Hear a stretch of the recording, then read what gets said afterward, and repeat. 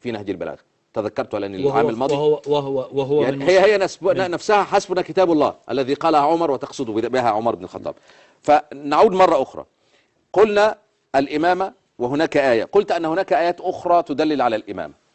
ما هذه الآيات؟ بس هستأذنك، هيعلق الشيخ خالد لأنك أنت من بداية الحلقة أنت الذي تتكلم. أنا رجاء أستاذ محمد، أنا متنازل بوقتي له. أنا قلت منذ أمس، منذ ليلة أمس، قلت أنني لن أدخل بعد إلى حلقة نبدأ فيها على قاعدة أتحدث ليعلق. لست هنا في محكمة وليس هناك أحد. أنا تنازلت لك بوقتي. لا يحق لك التنازل، لا أنت ولا غيرك. هذا حق ليس من حقك أن تتنازل. رجاء. وأنت من لبنان، بس إذا نحن نتحدث. أنت من لبنان قلت آتي إلى هذا المكان أتحدث عن الإمامة وأقول أدلتي. أنتم لا تلعبوا على هذه أنت النقاط. تقول نحن لا نلعب. قلت أتأتي من لبنان. نحن أتينا من لبنان على عدة لتناقش الإمامة عبر وأنتم هربتم منها لتدخلونا في إيش هربنا؟ من هرب؟ من هو الذي هرب؟ طيب يعني دعنا لا نتحدث.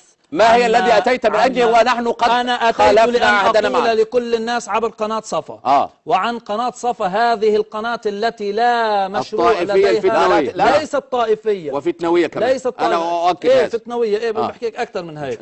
هذه القناة التي لا تحمل سوى كرها وبغضا للشيعة. تتجمل للشيعة بهذا الكلام؟ تتجمل لخامنئي بهذا؟ ولا الحسن نصر الله؟ ما خصك هذا. انت اول شيء هو يريد ان يرسل رساله لحسن نصر الله اول شيء حسن نصر الله هو رجل محترم عند الشيعة، أقله عند جماعته، وعليك أن تحترم وتكون تتجمل له بهذا الكلام، وتكون في مسافة من احترام الناس وتقييم الناس. محمد أنت الآن في مناظرة علمية. أنا على خصام مع السيد حسن نصر الله، ولكن أنا لا أسمح لنفسي أن أقول له على الهواء مباشرة حسن نصر الله لأستخف به وأستهين به، لأن هذه من قلة أدبي إذا كنت قد أوافق على أن أقول عن عالم بهذا الشكل. وكذلك الأمر إذا تطرق أحدهم إلى أحد. خليه يتكلم على الدليل الثاني. نتحدث في دين يا شيخ محمد. نحن نتحدث في الإمامة. أنت هنا تأتي. أنا أتيت لأن أقول ما أنت هنا أتيت لكي تقول فكرا بعيدا عن عقائدك وما تريد أن توصل له. هو قال لا يلتزم بأي كتاب. أنا بقول لك كده. أرجو ألا نتداخل. شيخ خالد ممكن؟ من شيخ قال ذلك؟ محمد الحاج حسن أتى إلى صفا فقط لا يحمل إلى أجندة واحدة، هي أنه يقول أفكارا ولا يقول دينا وعقائد، في حين أن الشيخ خالد الوصابي كان مستعدا له لكي يفند من هو حتى ما يقول. من هو حتى يستعد؟ لا هو شيخ كبير. فإذا لا يستطيع. أنا أتيت بعد الشيخ خالد هو شيخ كبير وأنتم الآن في مناظرة علمية. لا نحن سق أدلتك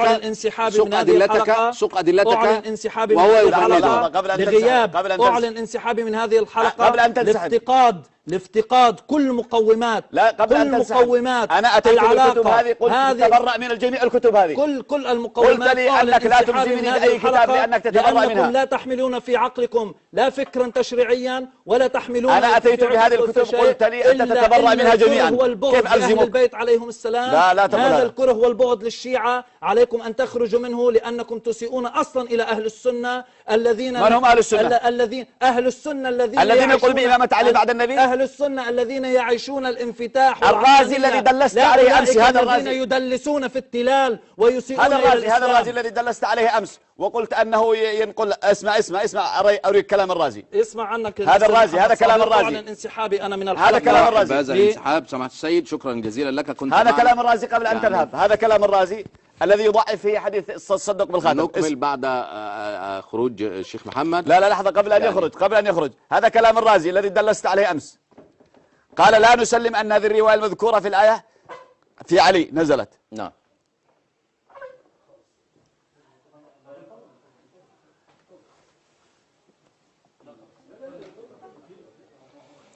يعني مشاهدي الكرام، يعني وجدنا أن المسألة ليست مناظرة علمية، المسألة يعني ربما هناك أهداف أخرى لتجريم صفا، ويعني لكي يقال أننا طائفيين أو فتنويين، وكنا قد أتحنا لسماحة السيد محمد الحاج حسن الفرصة كاملة كي يقول ما شاء، لكنه لم يأتي لمناظرة علمية، إنما فقط أتى ليقول بعضا من الأفكار كما ذكرت قبل ذلك. فاصل مشاهدينا الكرام ونعود اللقاء بحضراتكم.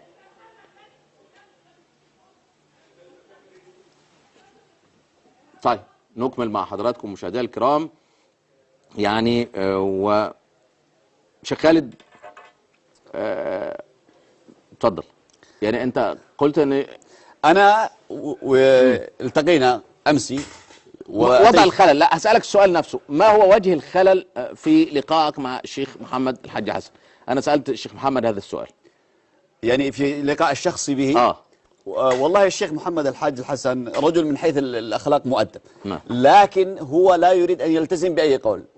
يعني يريد أن يمثل مذهب الشيعة لكن لا يلتزم بكتب الشيعة. تأتي لي بأي كتاب قال لا أنا أتفكر تفكير حر نفسي، ونحن نتحدث في دين يعني طيب ما يتحدث باسم مذهب، هو يتحدث باسم نفسه شخصيا. يعني إذا أتيت له من كتب الشيعة قال أنا لا ألتزم بها، إذا ألزمته ألزامات قال أنا لا أجيب عليها. يريد أن يتحدث فقط لنفسه وحده. طيب ننتظر يعني تغيير رأي سماحة سيد محمد الحاج حسن ليعاود يعني التواصل معنا على هذا الكرسي، ربما بعد إقناع الزميل أسامة خضر له، يعني كي نلتقي على كلمة سواء كما قلنا، ونتمنى أن تهدأ الأجواء وأن تكون على خلاف ما نريد، والمسألة هي عقيدة ودين وليست يعني فتنة ولا طائفة ولا غير ذلك. وقد اتهمنا سماحته بأننا نكره آل البيت ونترك الجمهور يحكم علينا إن كنا نكره آل البيت، ويثبت ذلك بأي فيديو أو اتصال أو لقاء لأي من السنة في العالم تجاوزوا في حقهم رضي الله عنهم وأرضاهم. فاصل ونلتقي.